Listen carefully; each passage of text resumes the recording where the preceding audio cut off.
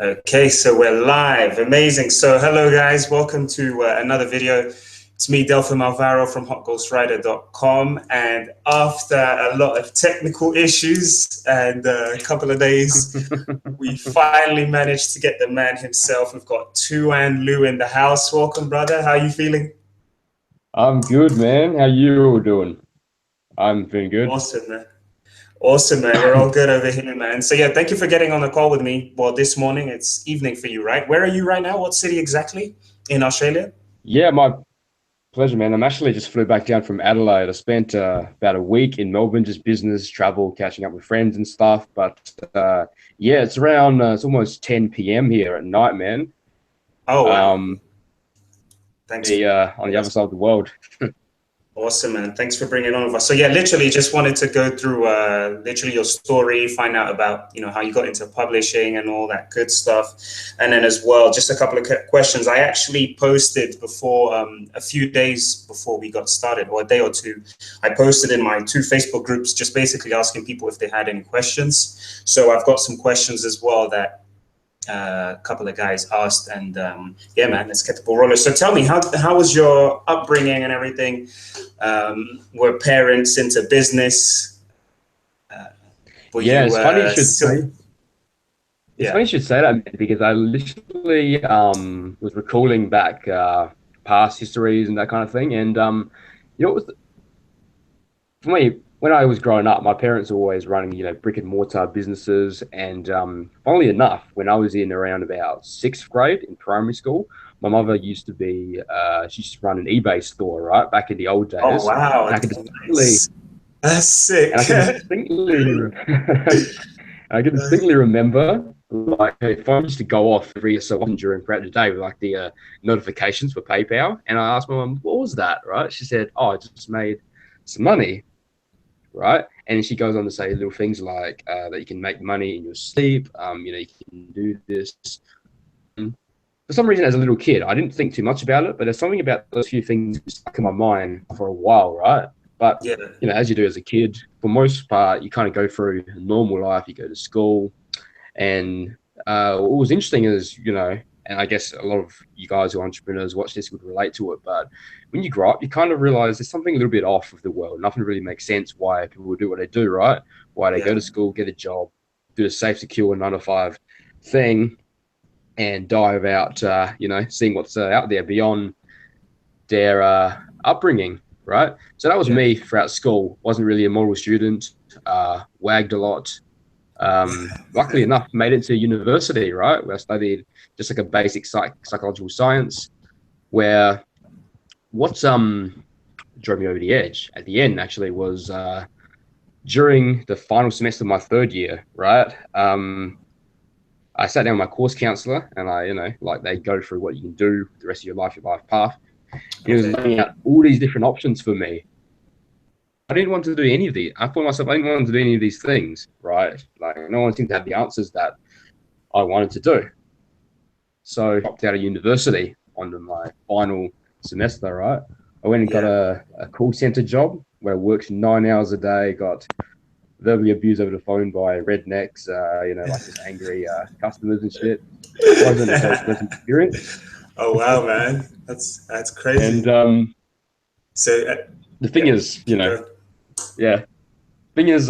following on from my habits in school, being late all the time, I was always late to work. And one time I got called into my supervisor's office, right? He's like, sit down. I walk in, it's like a moose head on the wall. It's a very interesting scene, to say the least. It's sitting on one of these like swiveling chairs, kind of just eyeing at me, looking at me like authoritatively like that. And he's just like, it sounds like looks like a movie, man. What did he say? Almost, hey. I'm like, this is scary, right? Oh, wow. That's nuts. Oh. And it's like, it's insane. It's like, you've been late 4 times this week. Oh, shit. Yeah, I mean, makes 2 of us, man. Makes 2 of us. Like, when I used to work as well, I had an issue as well with timekeeping, and I had a really terrible job that I hated as well. So just to go back to what you were saying, what kind of options was your you said you sat down with your was your professor you mentioned? that was giving you like some options? Oh, of Or course, my course counselor. course Yeah. counselor, yes. So what kind of things was he saying? What made you drop out exactly? So I did psychology with the hopes of, because I've always been interested in human psychology, why people do what they do, you know, what influences their decisions throughout their life and things like that. Problem was, through this traditional academic system, it didn't really teach me what I really was fascinated to learn about, right? I could not apply it to my life at all. You know, fortunately, coming into the internet marketing world and Kindle, you actually get the, you know, apply human psychology, marketing, persuasion, influence to, you know, get buyers and get sales. And that was where it's, you know, made in what I did back in the day. But the kind of things he was saying was very traditional scholar, researcher type roles, social work, clinical psychology, but it's just the way responsibilities and stuff. I'm like, I can't do this for 40 years, right? It was extremely dry. And, you know, we're at the forefront, you know, 21st century where roles, things have just become much more dynamic, much more innovative. It just doesn't make sense to be in such like a static kind of position for a long time, especially where, you know, the nature, the pace of everything with the internet, being an entrepreneur, it's just so much more versatile, man. But that was really what drove me over the edge, where I'm like, I can't do this. It was like a gut level decision that kind of rolled me for weeks after that point, right? Yeah.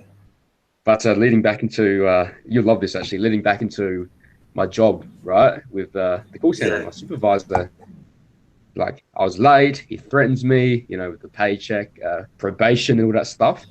And I decided that this is when I had enough of work, right? And I went back to work for a few weeks after that. But then one weekend, we got drunk and I hatched a brilliant plan, right? Hatched a brilliant plan to call my supervisor on the phone. Exactly how I felt, right? How I was done with it. I don't want another, if I was to remember the wording correctly, another cog in the machine. Oh, wow. Oh, wow. And you can see how that would go, right?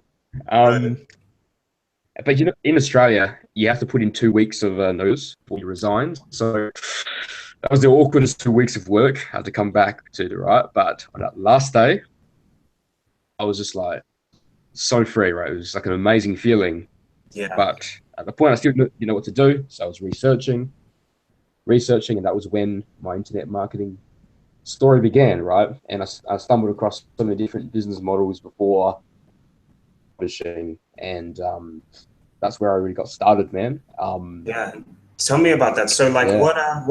Because that's awesome, man. Like, that's pretty amazing. Like, especially as well, you had your parents that were already involved with some business. That must be like really inspiring, just to grow up into that.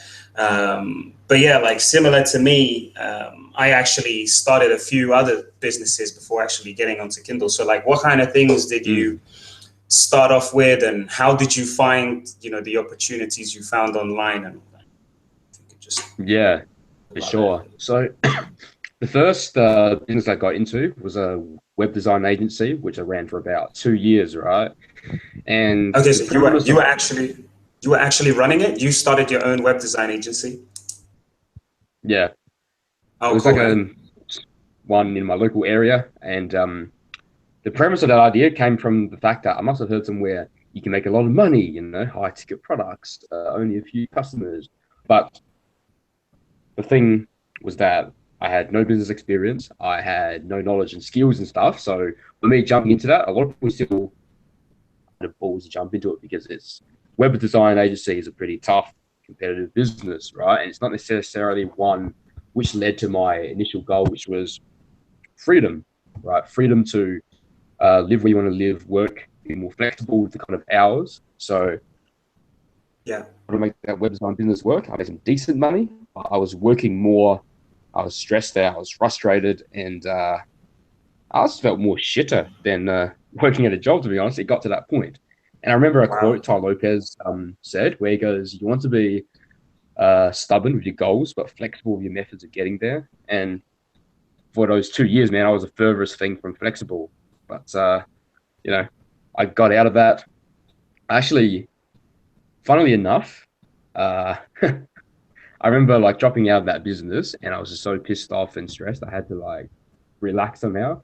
So then for the next few months after that, I found an apartment in the city, and I quickly burnt through all that money I made in that business. Right, I was just partying all the time, like just going crazy. Yeah. But then I Rockstar. realized, you come to that realization that it's really that doing that's kind of almost escapism. And the worst part is if you're someone who discovers this entrepreneurial path, and you see that there could be a better thing and opportunity, and you didn't keep going for it, and that's even worse than someone who's kind of living 9 to 5 in that ignorant reality because they still think that, oh, this is all there is, right? Yeah. But Yeah. that's why for me that was painful to realize, shit, I could have a better life. So then with that realization, I came back onto the path, moved back home to the parents again, and started doing more research and finding different models, right? I did things like drop shipping, media buying, a little bit of low ticket affiliate marketing until I stumbled across Kindle Publishing, right? Yeah. And obviously, a lot of the guys watching us into Kindle knows how great it is, right? In that you don't need the kind of overheads, moving parts, and things which a lot of internet businesses need.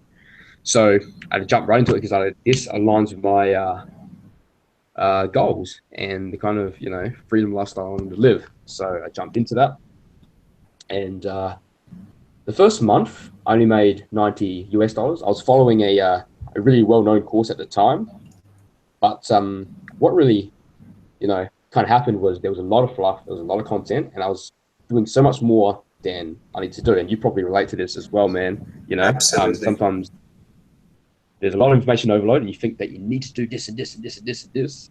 Absolutely. But really, it just lacks structure, the process.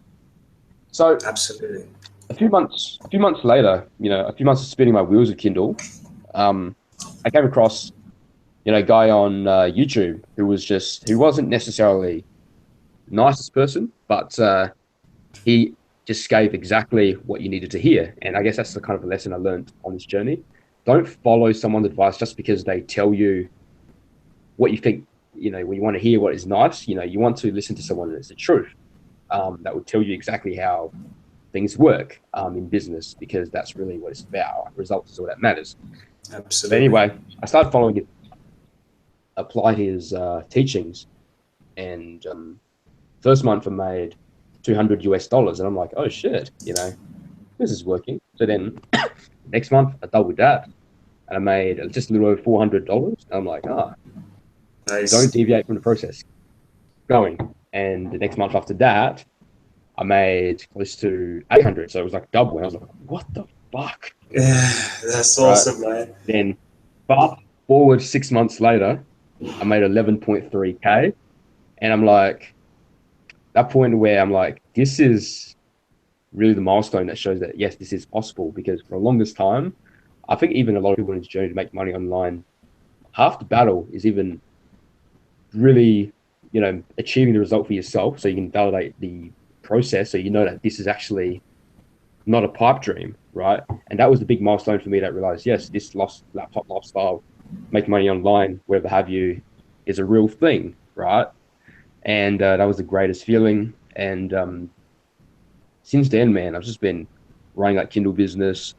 There are periods of months where I maintain it, there's periods of months where I actively work in it, but for the most part, it's allowed me to, travel to about 11, 12 different cities this year. Just live in and experience so many amazing things. And man, I'm just great. Just grateful for that. Like, as you know, typical day of waking up, checking your sales you made from the night before, putting a few books in promotion, and the process. So every time you want to put out a new book, you know exactly what to do, right? And then life's just great.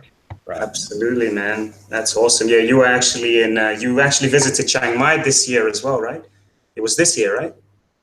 Yeah, I lived there for a while, man. It was amazing, right? It's an incredible place, and you've been there as well, haven't you? Yeah, man. Unfortunately, I missed you. I had left when you arrived, but yeah, man, that's awesome, man. So tell me a little bit about So yeah, one thing that you mentioned, which is actually the approach. For instance, in my, I have a book on Kindle Publishing that basically goes through, teaches the basic process. And yeah, the main thing that I talk about in the book is actually something that you said, which is, you know, when I first got started, exactly like you, I took that very popular course, which was actually KMM.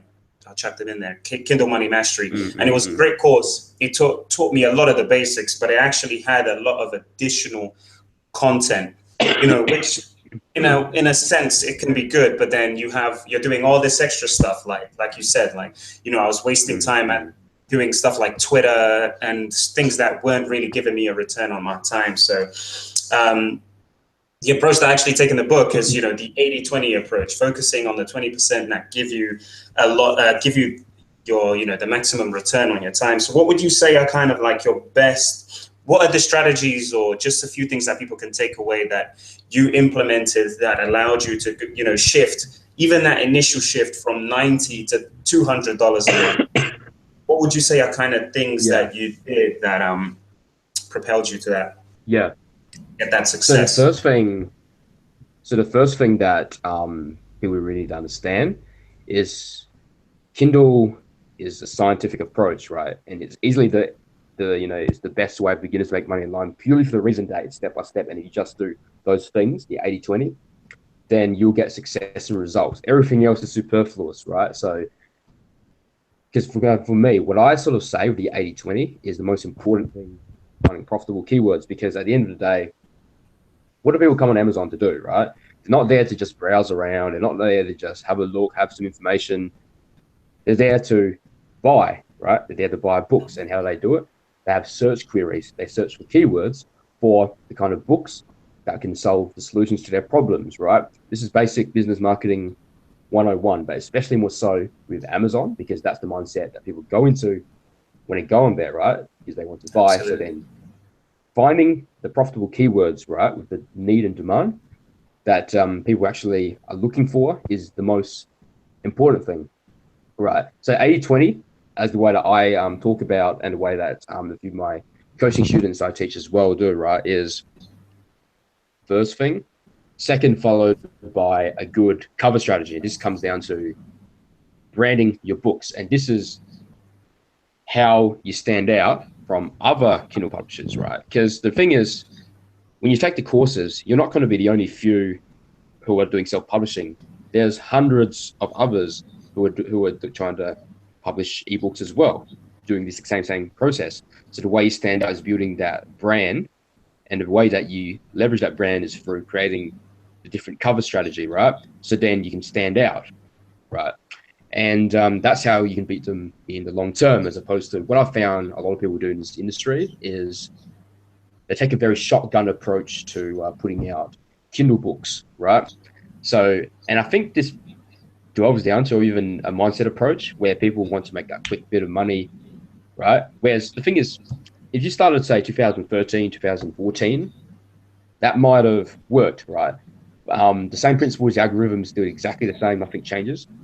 But as it gets more competitive, that's how you stand out, right? You look at it long term, you leverage that branding strategy. So profitable keywords, good cover strategy, the brand. And the third thing is, and how would I put this? Leveraging on the amount of keywords that then they all actually support each other, right?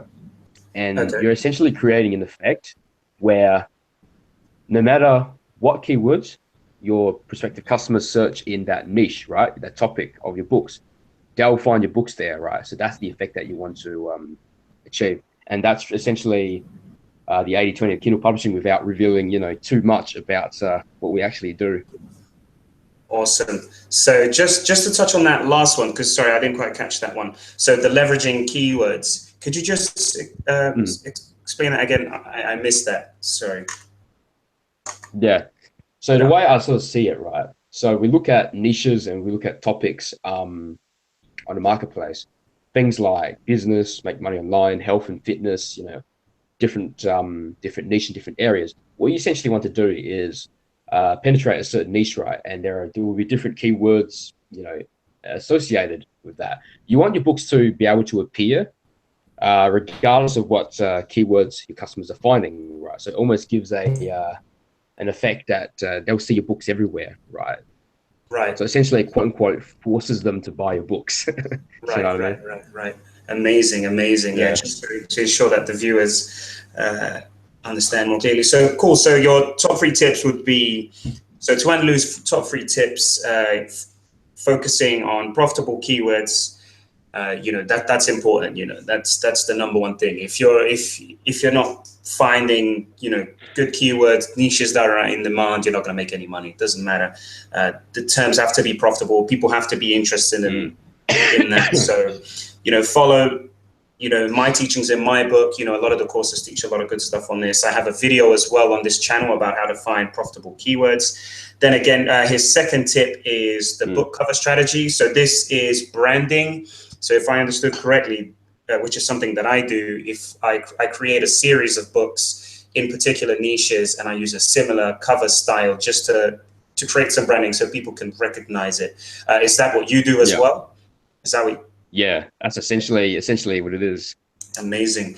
And then the third one is leveraging keywords, where you target basically all the best keywords under a particular niche and ensure basically that your books show up everywhere for, under that niche. Any keyword that the person will type, your book basically ranks for that.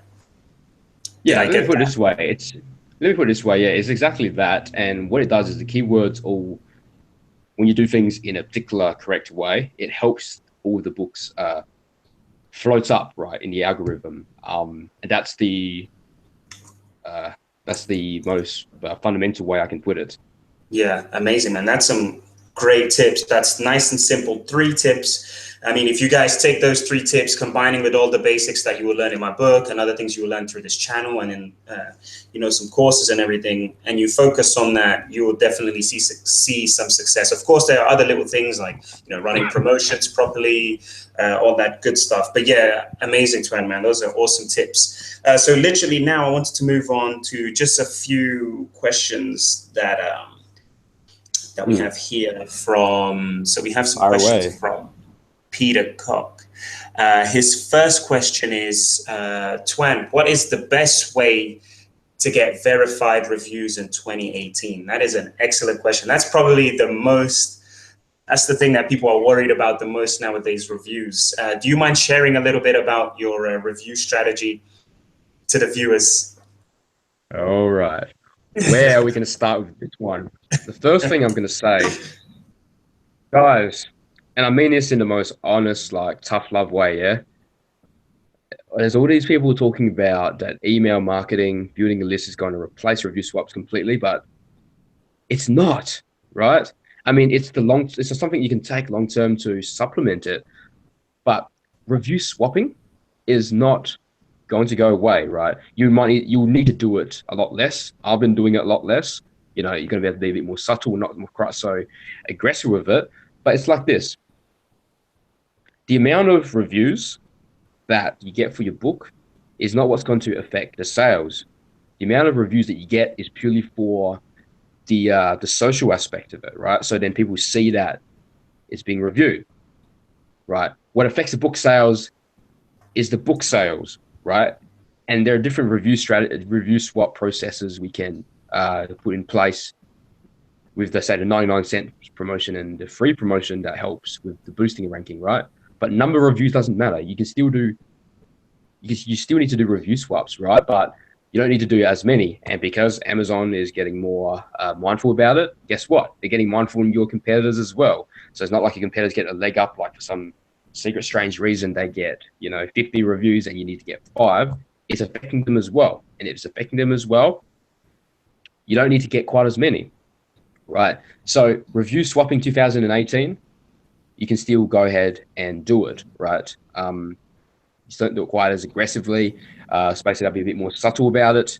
And in the long term, email marketing, use to supplement the reviews process. But trust me, guys, it's not the be all end all, right? It's been a big hype. And I want to talk about the caveat as well. I did a video a while ago on my channel where I say, avoid the fear-mongering culture of 95% of Kindle publishers. It always seems when there's and this happens because I've been in this for 2 years now, right? Every time there seems to be a a wave of reviews or some danger review swapping or whatever, Yeah. the forums and the groups explode, man.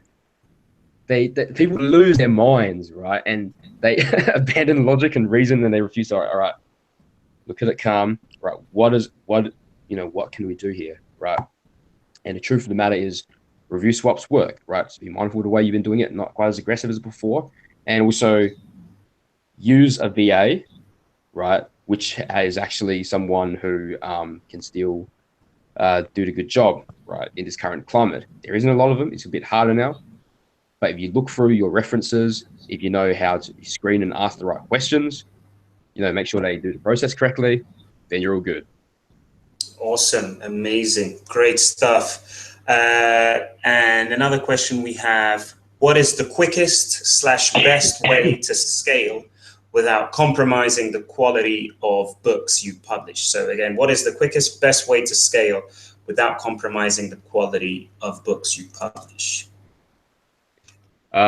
One, only use Delphim's Hot Ghostwriters company, because that way you can guarantee that the qualities would stay top notch, right? Seriously, you need to use a reliable source who can deliver it, right, when you critically scale mass, right?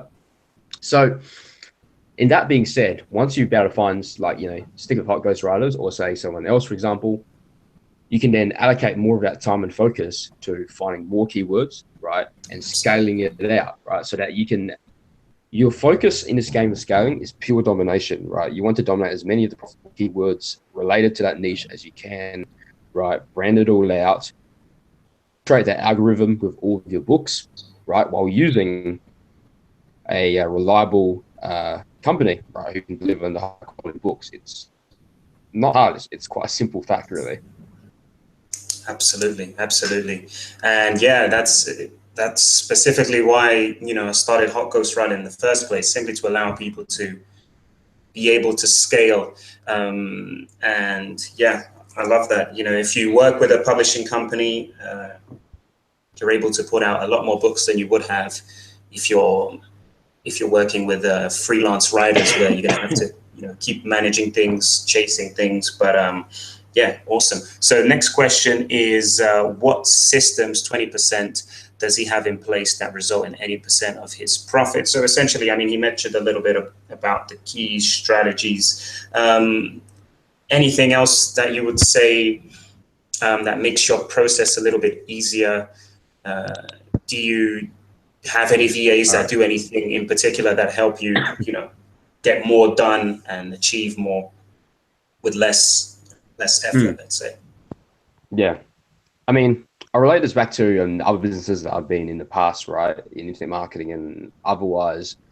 The amount of time that I spend with Kindle Publishing is really not a whole lot of time at all, right? It's even negligible. In regards to keyword research, I recommend Kindle Spy or say DS Viewer if you have Chrome. That way you don't need to manually look for each and every single book to see if the keywords and the books in that keyword is profitable. So you do something like Kindle Spy. It brings up the bird's eye view of all the books inside of keywords, so you can see boom, profitable or not profitable, right? So that's in terms of keyword research. Ties into the 80-20 rule.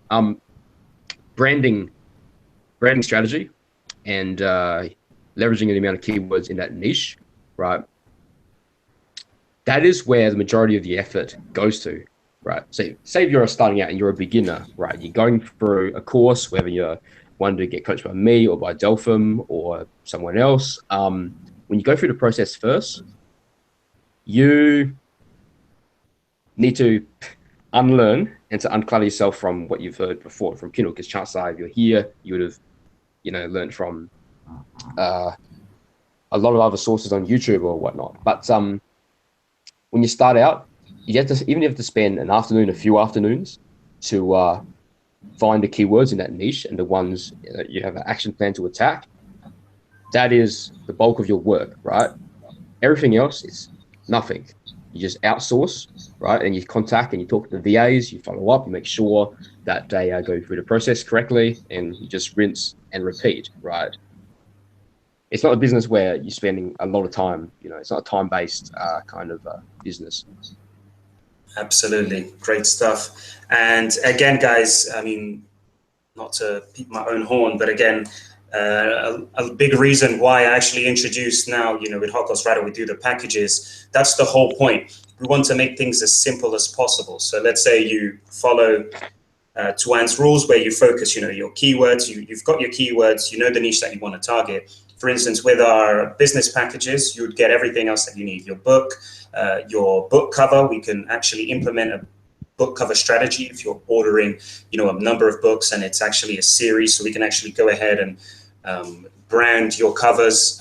You get, the Kindle cover, you get the paperback cover, the descriptions, all that you need. We can actually help you a little bit with the 7 keyword research as well. And you basically get all the other stuff you would otherwise be having to jump around from VA to VA, freelancer to freelancer. Then you get a nice folder at the end of it, a cloud folder with all the different books, everything that you need. And it's a simple drag and drop, copy and paste. And again, we do that to simply allow you to piggyback off the process that I've put together already. So, doing Kindle publishing for 2 years, I know exactly what is needed to go from idea to publishing. So we actually take care of all that in between for you. So you don't have to, and again, going back to the question that the viewer asked before, which was about, scaling without compromising quality.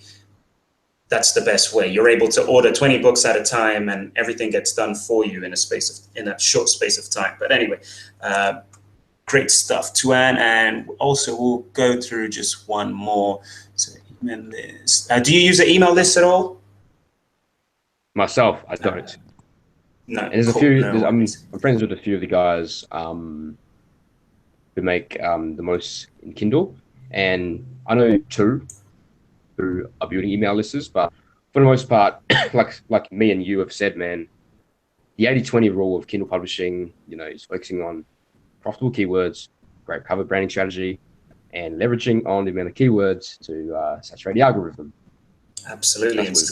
And scaling, getting those books out. Awesome. So we'll get one more question.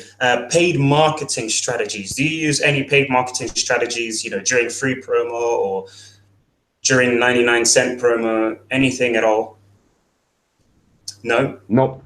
The thing, I'll say this as a basics, right? On Amazon, they naturally, organically have millions of people visiting their website every single day, right? And they're searching for keywords. And if the keyword is profitable and you did everything to rank on the first page and your book is there, then people are going to buy your book, right? If you do all the right things, then you're going to make sales. And that's just how the algorithm works. It's mathematical. You can use Amazon ads to spice it up. Myself, I haven't had experience with it, but I do know, that if you do use it, then it is a nice supplement on top of it. Of course, you need to learn how to run Amazon ads, but if it's something that you're curious about doing, then feel free to jump onto it, right? But it's not necessary. Sure. Awesome. Amazing. Great. Let me see here. Yeah, I think that's literally it. That's a lot of value, man. A lot of good stuff. I think you mentioned a lot of good strategies that people can implement. And yeah, thank you for sharing that. Where can people find you? So I know you offer coaching. Do you have any courses or anything like that? Where can people follow you and get in touch with you? Yeah. So the first thing I would say is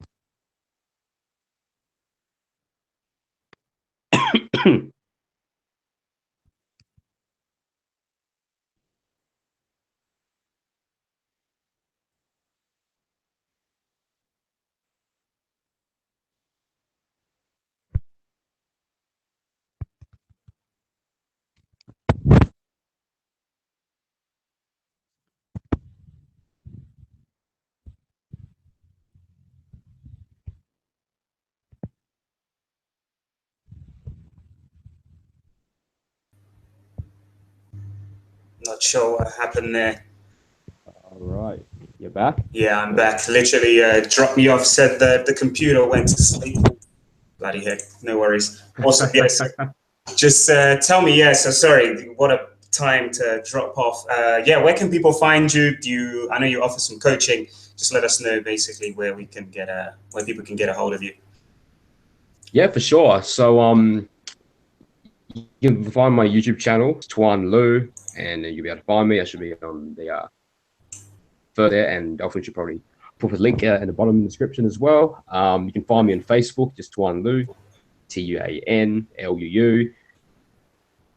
Add me as a friend on Facebook page as well. Shoot me a message. And for the most part, my biggest value is freedom and travel, and it makes sense in the point in the phase of my life I'm in at the moment, right? So I haven't have plans in the immediate future in regards to product creation and that kind of thing.